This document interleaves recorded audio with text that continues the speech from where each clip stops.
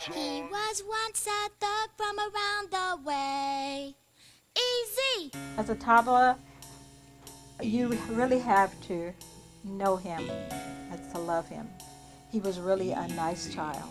He was very sweet, and he was always active, and he just was a jolly child. He was really happy. Well, you know, one thing I never really thought that it would go this far, but he always, you know, wanted to do something great. You are now about to witness the strength of street knowledge. We interrupt this concert to bring you a special bulletin. Eazy-E is now a fugitive wanted by the local authorities. Eazy-E, we have to build this around. There is no escape. I repeat, there is no escape. When you're black out.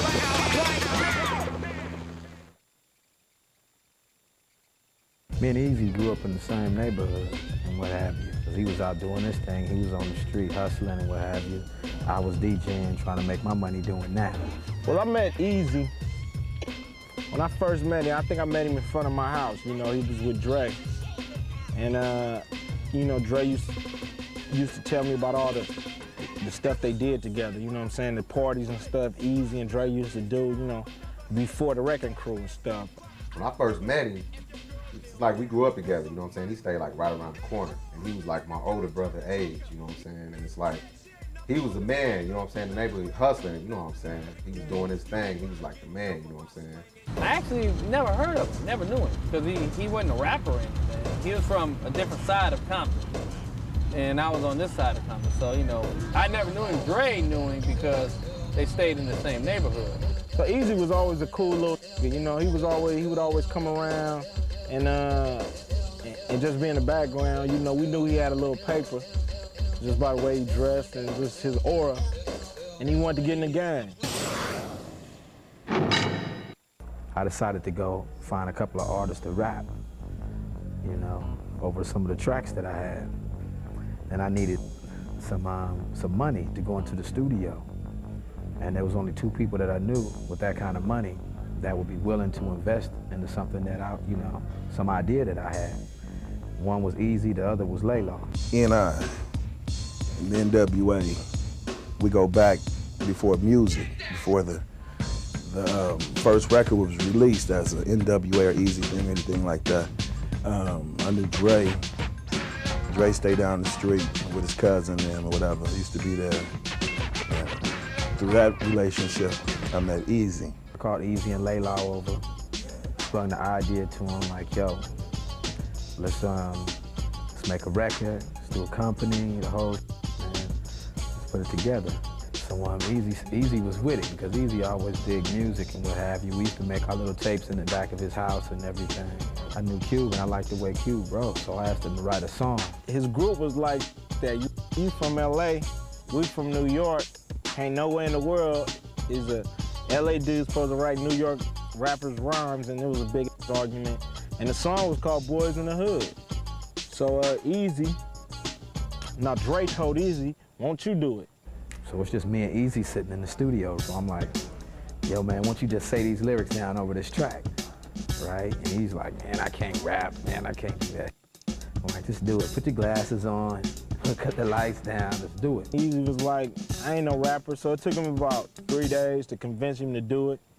And it took about 3 days for him to actually do it too, because, you know, Eazy wasn't tight as he was, of course.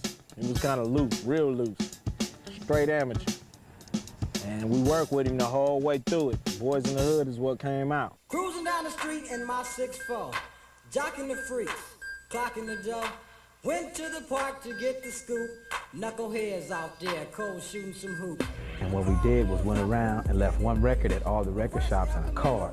It was a card to Eazy's pager. Actually, the card wasn't to Eazy's pager. It was to my cousin's house that lived by Cube. So people would call her and order the records, right?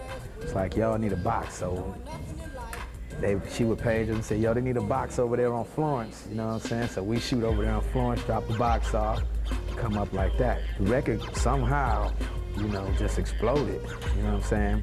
One of the reasons why it exploded was because of Greg Mack of K-Day. It was a radio station out here at the time called 1580 K-Day. I thought it was good because I'd heard it before. Actually, they had already been selling it as cassette tapes. So it was all over town in the streets in cassette tapes. So I told him, I said, look, it's a decent song. Why don't you just clean up the lyrics? And then we'll give it a shot. And so Dre and Eazy went back, I think it was like a day or two later. We had a whole different version, but it was a clean version.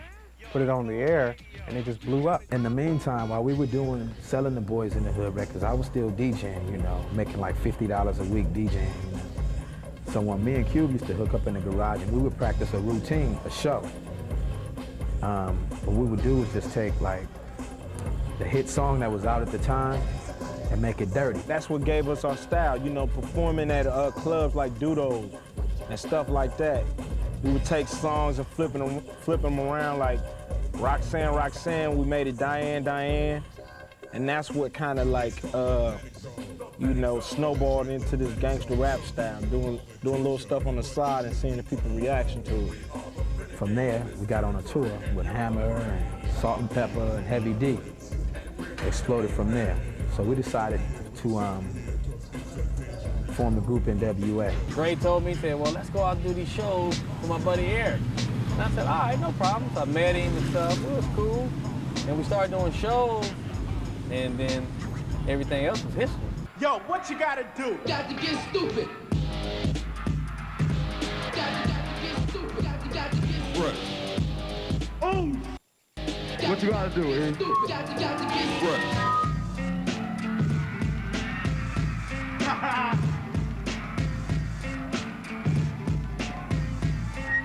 Got to get stupid. Right. Yeah! Make some noise for Eazy, motherfucking E. Compton's in the house. When we put this tour together, everybody was scared to go, you know what I'm saying? They didn't want to hang with like us. I don't know why. What's up, Ren? Maybe it's because of where you from, man. Tell them what you are. I'm down when I'm stomping. Now tell them where you're from. Motherfucker coming straight out of Compton. Crazy motherfucker named Ice Cube. From the gang called with attitude. We went out on tour. Records was just selling. You know what I'm saying? We'd be in one city, that'd be like the record is gold. Then another city, the record is platinum. You know what I'm saying? Then another city, you got so many more to go, be double platinum. You know what I'm saying? With me. So when I'm in your neighborhood, you better drop. Cause Ice Cube is crazy as as I leave, believe I'm stomping, but when I come back, boy, I'm coming straight out of Compton. We really just thought we were blowing up when we went on tour and the contracts came about. I had been involved with a couple of the early rap records that had success. I was managing a group called the World Class Wrecking Crew through a guy named Alonzo Williams. So that's how I met Eazy. He played me a couple of tracks, played me a track called Boys in the Hood, which I thought was probably the most important record that I had heard since the beginning of rock and roll. The all-star group is all of us, me, Dre, Ren, Ice Cube, and mine is me, solo. That's my album. It's by myself, solo. We make our records based on stuff that's happening where we live, you know. Everybody grew up in the street. Everybody know what's going on. Now, that's explaining how it is with us. You know, where we're coming from. Not Beverly Hills or nothing like that. That's explaining how it is in Compton. Eazy and N.W.A dropped their first record. The music business, the streets had changed dramatically, okay? The streets had went from being cool to being very hostile and very violent. And Eazy them created the soundtrack for the streets. Everything you hear on our records is true. Like we got a real controversial song coming out called F the Police. It'll be out in January. What is that talking about? Well, self-explanatory. The police. For no reason at all, because you black, you got a little bit of money. And we getting back at them. Beepers, all police ain't bad police. It's like 90% of it. You know, and we're talking about that 90%. Sometimes I want to kick the shit out of them because they've been having me face down. Want to kick the shit out of them. Since you've been in the music business, have you had? Probably not. This letter had come in from the FBI, and I was asked to deal with it, handle it, or whatever. And at the time, this was the first time we'd ever really seen, you know, the federal government or a police organization or whatever go after a rap group that we know of and come out and actually take credit for it. The federal government is not supposed to intimidate, suppress, or in any manner stop the dissemination of constitutionally protected material. And if anything ever was in the history of rap music constitutionally protected, it had to have been the song The Police. I later asked Eric about it, and he just thought it was hysterical. He thought this stuff was like funny. I think he was amused that people thought it was so important what he did and what he thought. I think that amused him. He was terribly amused. He had dinner with the president. He just thought it was the most funny thing in the world that he got to have dinner with the president. No, I wouldn't know I was having lunch with Bush. It was that I'm on these things called Athletes and Entertainers for Kids, Make-A-Wish Foundation. I give a lot of donations to different organizations. So what they did is they picked my name off giving donations, and they sent me an invitation to come down there. An invitation said, we want to invite you to the Republicans Party. I'm not no Republican, you know. So I went down there. When we went down there, as soon as I got off the plane, you had CBS, CNN, and all these people like Eazy-E, gang member, drug dealer, and all this, you know, comes down here to the president's luncheon and all that, you know. And they just blew it up. Basically, what I did is I paid $1,500 for $1 million worth of press. Above all, Eazy was the consummate businessman. He understood power, he understood marketing, he understood control. He was very Machiavellian. You know, for Ruthless, in the early days, Ice Cube verbalized, Dre musicalized, Eazy conceptualized, and I financialized, and that's what Ruthless was. If anyone thinks that someone beside Eazy-E ran that company, then it was someone that really didn't know Eazy-E. I learned a lot from Eazy-E. I learned a lot about business. I learned a lot about, you know, you don't have to transform yourself to be a good businessman. You don't have to put on three-piece suits. And you can just kind of like be yourself. You could be young, hungry, and successful, you know, and I mean, that's what I learned from him, you know, and I still use some of the things that I learned from his business, you know, practices to this day. Eazy had a concept, or the concept evolved at Ruthless, which I thought was a terrific concept.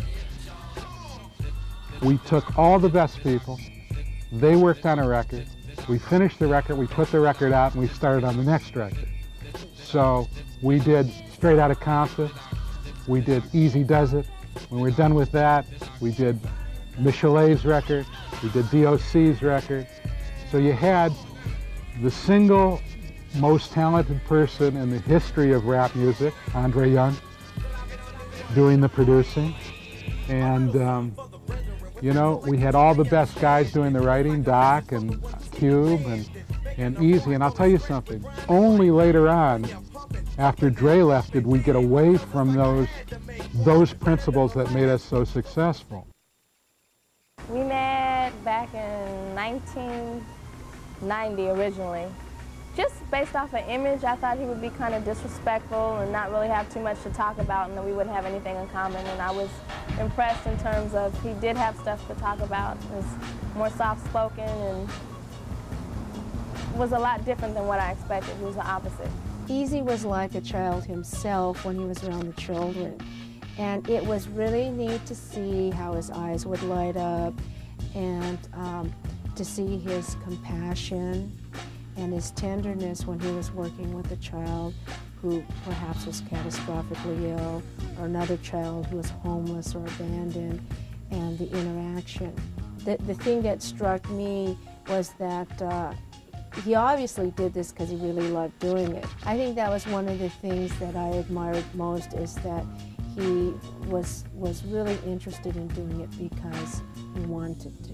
The biggest thing that people thought about Eazy-E was they thought he was just rough, tough, you know, didn't care about nothing.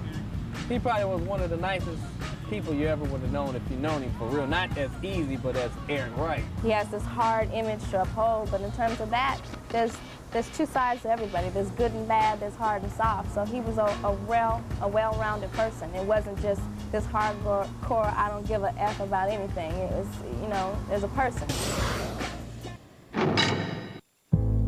A hardcore rapper who celebrates sex, crime, and violence in his music is in a hospital tonight with AIDS. He says he has no idea how he got the fatal disease. You know, like a month and a half before he got sick, and I'm kind of thinking New York is where he got sick because what happened, I was in the club. The club was called The Tunnel. That's near the river. Man, it was so cold. I'd never been that cold in my life, and the cabs wasn't stopping for no. So I stood outside for about 20 minutes, man, till my eyeballs was freezing. I went inside, he took off walking by himself.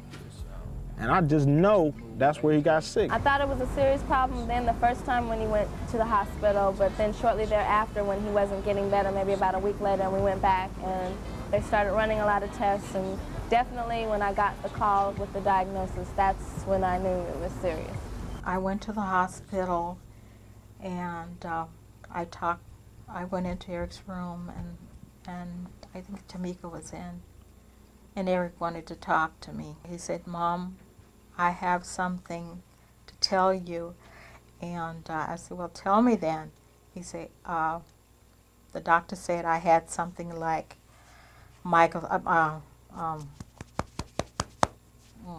Magic Johnson have, I'm sorry. And I said, "You mean to tell me?" And then he said, "AIDS."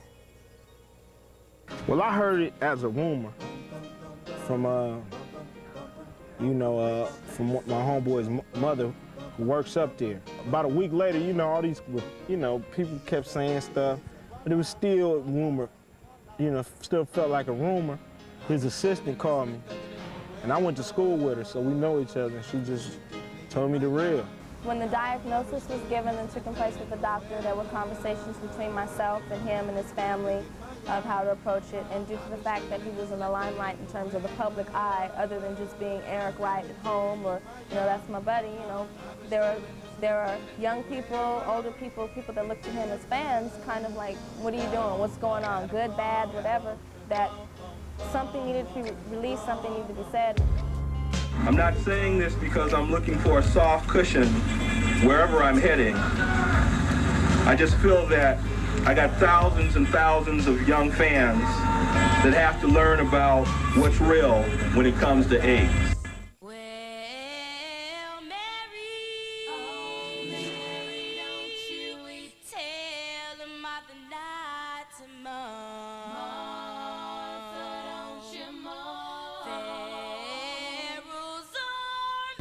I think Eazy's death changed not only me, but so many people in the community, black community, whatever community, in the ghetto rather, about AIDS, and letting you know that not just the people way up here can get it, but the people down in the streets can also get it. It's something that is real, it's something that is out there, and other than just Eric dying from the disease, there are lots of other people, millions of people that are dying from the disease every day and that are suffering from it. I always knew that was some not to with, and I always knew, even in my young stupid days, when I was a youngster, I took pride in strapping it on, you know what I'm saying? And, Eazy-E was a little more free with himself than that, you know what I'm saying? He said live it to the fullest, and that's what he did, so I couldn't really shed no tears for Eazy-E because he's he done lived life to the fullest, you know what I'm saying? He's done been on the bottom all the way up to the top. He lived it how he wanted to.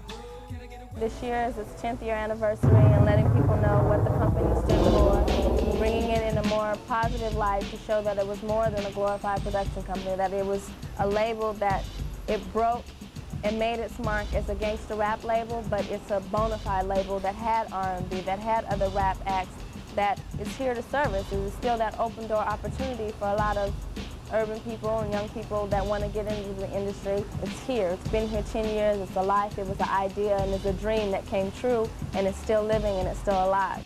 He put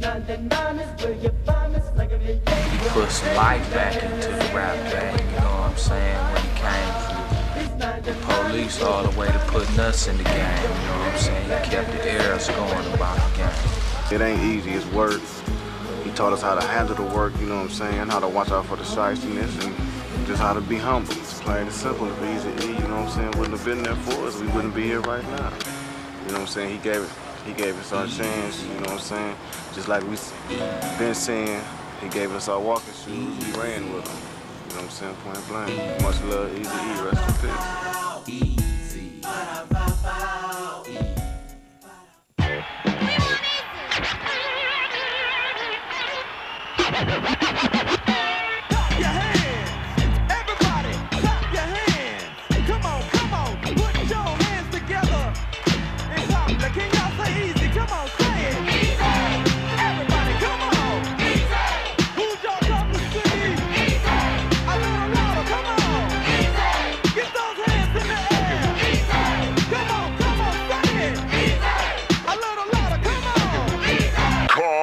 Come, John.